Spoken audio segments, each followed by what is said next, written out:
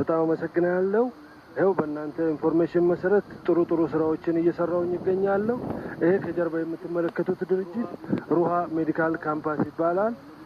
ለብዙዎቻችሁ በደንብ ታውቁታላችሁ። በእኔ አማካኝነትም በሌላም በደንብ ታውቁታላችሁ። ይሄ ድርጅት ወንጀለኛ ድርጅት ነው ስንል በመረጃና በማስረጃ ነው። ምንም አይነት ልማት ሳያለማ 5 ዓመት በሙሉ ቦታው እንደዚህ በምታዩት መልኩ አጥሮ አስቀምጧል። ማህበረሰቡ የት እንደገባ አልታወቀም። ይኸው አታየው። እኔንም ይውጣል ጫካው እንዳስ ለሁላችሁም ግልጽ እንዲሆን ነው። በደንብ ይታያል አይደል?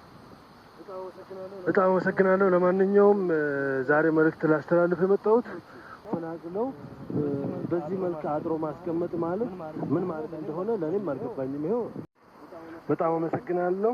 ከመረጃ ስትሰጡኝ ለነበራችሁ እህት ወንድሞች፣ እኔን ስትረዱኝ ስትደግፉኝ፣ በውስጥም ሆነ በውጪ ብዙ አይነት ዋርኒንጎችን አልፈን፣ ብዙ አይነት ዛቻዎችን አልፈን፣ ብዙ አይነት ማስፈራሪያዎችን አልፈን ይሄው 4 ዓመት ከምናምን ይሄው በማስረጃ አያችሁት። ይሄን ቦታ ካሜራውን ቀና አድርገ ግራና ቀኙን አሳየን። ካሜራ ከማን ይሄው እንደምትመለከቱት ምንም አይነት ልማት የለም። እናንተ ስትረዱን የነበረው በእውነትና በእውነት ብቻ ነው። ገባችሁ አይደለ?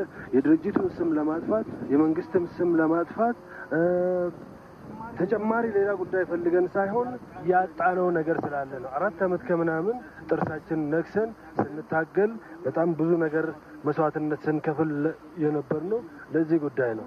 አሁን ማሽኖቹን ፈተው ስራውን አቆሞ ወጥቷል ማለት ነው ድርጅቱ።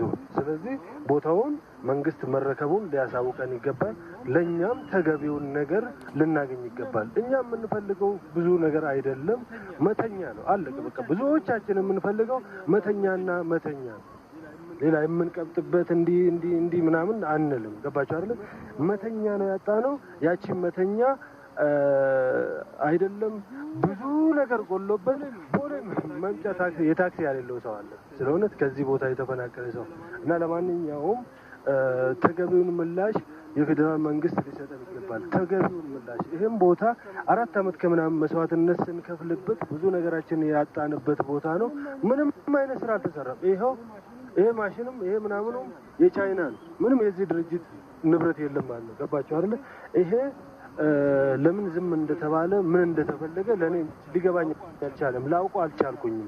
ለዛ ነው 4 ዓመት ከምናምን ብዙ እናቶች፣ ብዙ አዛውንቶች፣ ብዙ ህጻናት፣ ብዙ ወጣቶች በዚህ ድርጅት ምክንያት መንገድ ዳር ቀርቷል ማለት ነው። መንገድ ዳር ቀርቷል። ገባችሁ አይደል? ነገ ከነገ ወዲያ ማሳየት የምችልበትን ጉዳይ ነው ሚዲያ ላይ አምጥቼ ማሳየው። ለምንድን ነው 4 ዓመት ከምናምን ቦታውን ያላለማው? ማህበረሰቡንስ ለምንድን ነው ያፈናቀሉት? ልክ ፎቁን ከሆነ ቦታ ተሰርቶ ያለቀ ነገር ተሰርቶ እንደሚያስቀምጡ ነበር ለሊት 11 ሰዓት 10 ሰዓት መጥቶ ሲያፈርሱብን ማለት ነው። ዛሬ ላይ ግን ምንም አይነት ነገር ሳያሳዩ ይሄው በዚህ መልኩ ቁጭ አድርገውታል። ለማን እንዳስቀመጡት ለምን እንደተቀመጠም አላወቅንም። የፌዴራል መንግስት ምን ያክል ልማት ምን ያክል ለውጥ አገሪቷ ላይ እየሰራ እንደሆነ ለሁላችንም ግልጽ ነው ማለት ነው። ምንም የሚያወሻሸን ጉዳይ የለም። ይሄ ድርጅት ግን እንዴት አቃታችሁ? ጥያቄው አልደረሳችሁም ነው? ምንድነው የታሰበው? ለህብረተሰቡም ሆነ ለዚህ ቦታ ጉዳይ የፌዴራል መንግስት ያሰበውን ነገር ለህዝቡ ሊያሳውቀን ይገባል። ተገቢውን ምላሽ ሊሰጠን ይገባል። የተበደልነው ነገር ስላለ ነው እንደዚህ ብዙ ነገራችንን ከፍለንበት የምንጮው ማለት ነው። ብዙ ነገር ሆነን